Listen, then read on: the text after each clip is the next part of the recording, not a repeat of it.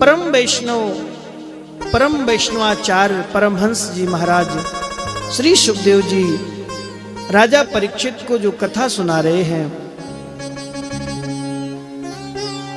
वही कथा आप और हम कह सुन रहे हैं।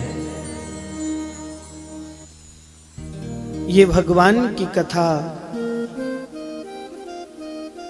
पुण्य से नहीं मिलती, धन से नहीं मिलती। लोग कहते हैं हमने पुण्य किया है,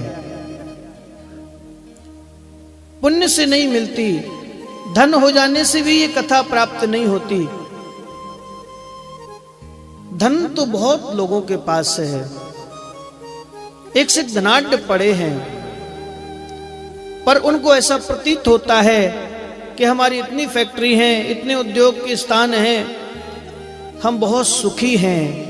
पर अगर भक्ति की दृष्टि से देखें, भागवत की दृष्टि से देखें, वो कंगाल हैं, निर्धन हैं। क्योंकि हम आज की ही तो यात्रा देख रहे हैं। आप बचपन से कब वृद्ध हो गए पता चला? समय निकल गया। और सोचो कल मृत्यु खड़ी है सामने, उसको भी स्वीकारना पड़ेगा। ये परम सत्य है। हम बचपन से, छोटे से कब बड़े हुए और कब वृद्धावस्था में पहुंच गए पता नहीं चला। और आगे की भी बात याद रहे कि मृत्यु नृत्य करती हुई आएगी और आपको लेके चली जाएगी, कुछ नहीं कर सकते। ये तो बहुत क्षणिक जीवन है, निमिष है, और इसके आगे का भी तो जीवन है। शरीर छूट जाएगा पर आत्मा तो आगे के लिए यात्रा पे बढ़ेगी। तो फिर जब आप आगे जाएंगे तो आपको व्यवस्था चाहिए कि नहीं चाहिए, खाने की, रहने की, पीने की। तो फिर वहां आपका ये धन, संपदा, ज्वेलरी, डायमंड काम आने वाले नहीं है। वहां क्या काम आएगा?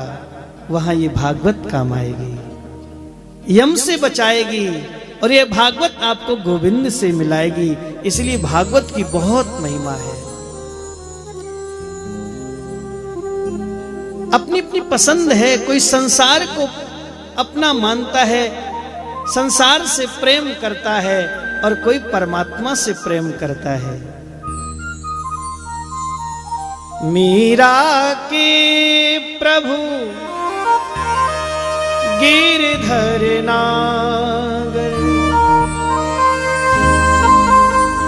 कोई किसको प्रेम करता है, कोई किसी को प्रेम करता है, और सच्चा वास्तव में प्रेमी वही है जो मेरे प्रभु से प्रेम करता है।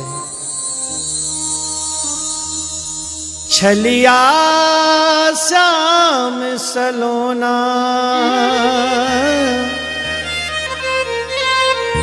तुम ना हमको छलना।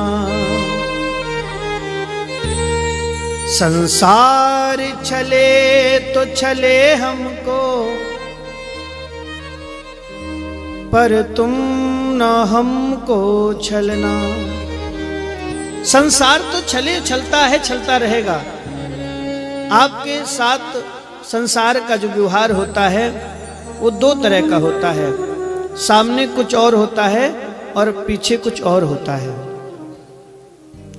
तो इस सभी के साथ है, संसार का व्यवहार है।